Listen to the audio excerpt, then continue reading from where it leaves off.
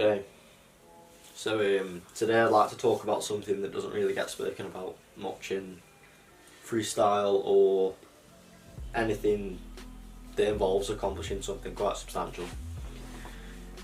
So I'd like to talk about how I went from not being able to do a singular revolution, which is the easiest thing in freestyle, to accomplishing something that wasn't even a dream at one point. It was something that couldn't even be thought about or processed. So yeah, let's get into it. So I'd like to take you back to late December 2018. This is where I was kind of getting used to doing the pallet around the world, so it's a 3 revolution trick. You go around the ball 3 times with 1 foot. I was just getting to grips with it. I've not long since landed my first one. And I think 29th of December 2018, I had gone out for a freestyle session. Trained a trick that I've never really done before. It's Miguel and Tazani around the world. Silly name, don't ask. But on the Tazani part, which is where you cross over with your feet, something in the back of my knee twinged, like it felt as though something had been torn apart in the back of my knee, like a tendon or something. I'd never felt pain like it in freestyle, so just literally doing football tricks. I didn't realise you could have this much pain in that, so I fell to the floor in agony. I didn't know what to do.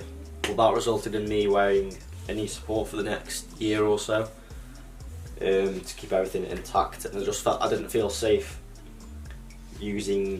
training without it in the slightest, which also meant anything even slightly complex, probably not even complex, became absolutely unbearable. I couldn't even think about doing a lemons around the world, which is a double, without just getting worried about me breaking my knee or something. So it got to that point where I just didn't know what to do, because I saw freestyle as my only source of stress relief or just enjoyment in life in general. As sad as it sounds, doing football tricks can become your life.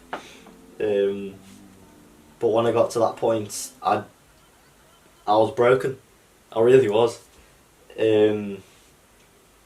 So it's almost as if everything I'd worked for in my garden for 2 hours a night for the past, I want to say 1.5 to 2 years, had just been ripped away. And as much as I tried, I could not sit on my arse and do nothing. I just couldn't think about not doing something I loved. I couldn't imagine life without it, in a sense. So to have that just taken away, I didn't know what to do with myself. But like the stubborn little shit I am, I decided to try and push through the pain, not making it any better at all, and carry on training. I couldn't do much at all.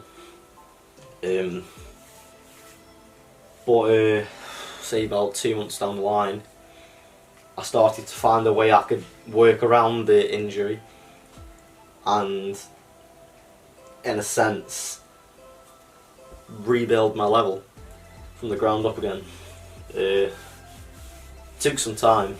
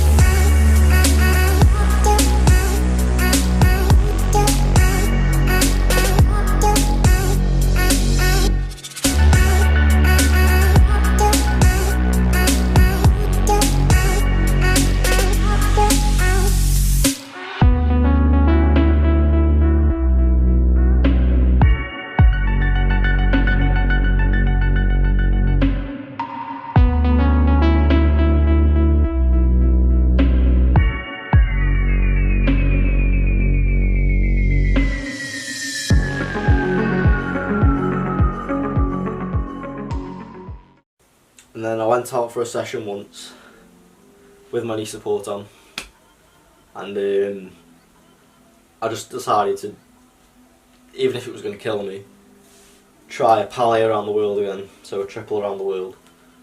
And I got really close, and then I got closer, and then somehow I managed to do it again. I'd never thought, after literally being bedbound with a knee injury, I would be able to do a triple around the world again.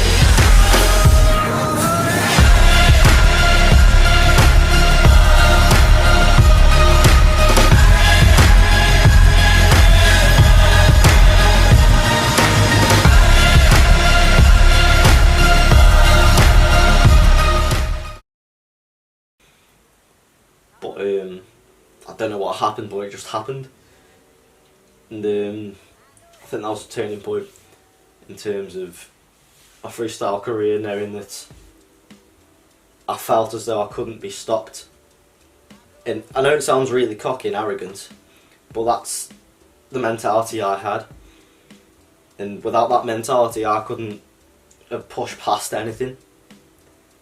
But sometimes that's the mentality you've got to have. You've got to think that you're better than you are. Right, so now looking around June time, 2019, it got to the point where just to train I was triple strapping up my knee with the knee support, so I was getting 3 of them and putting them on one knee, which essentially wasn't too good for the circulation in my lower leg, but if it meant I could train and enjoy something, then I'd do it. So I started to work up the courage to train a lot more, whether it hurt me or not. So I'd go out in the sessions and just do what I could. It might not have been much, but I just tried my best. Then I remember Chris coming down for a few days once to train and just chill, whatever. So I remember in one of the sessions, I didn't feel fantastic, but I felt like I could, with someone else watching me and being there, I had the motivation and just determination to try and push out and impress, I want to say. So I tried something that I never even thought was possible, or even just to even think about it seemed ridiculous. So I tried a pally to zoni around the world, which is a 3.5 revolution trick, all on the same foot. And I managed to pop the ball up to the side, and just to even do that was a massive, massive milestone and step. I remember looking at Chris when it happened and just froze, as if in shock. I just didn't know what to do. And that was the point where I realised we're looking towards something big.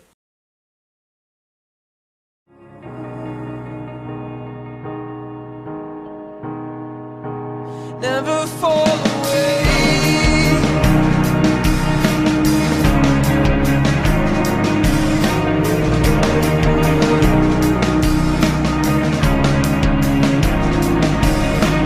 One of these days, letters are gonna fall. A year later, December 2019, a year from when I picked up the original injury. On the 15th of December, I seriously injured my hip flexor. I was on medication for 2 weeks, buying all sorts of groin supports, trying all sorts of remedies.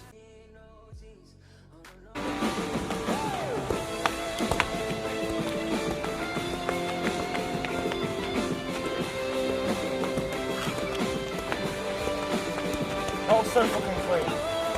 That magnet.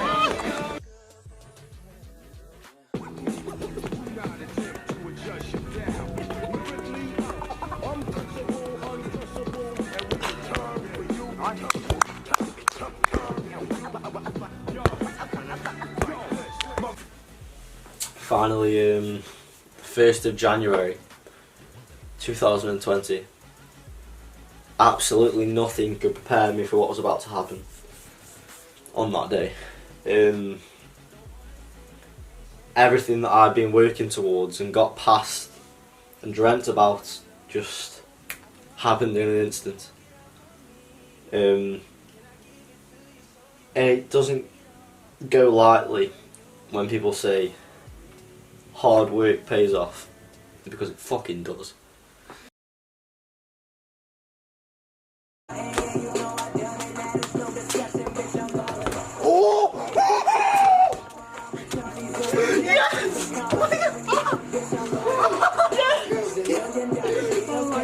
Oh my god!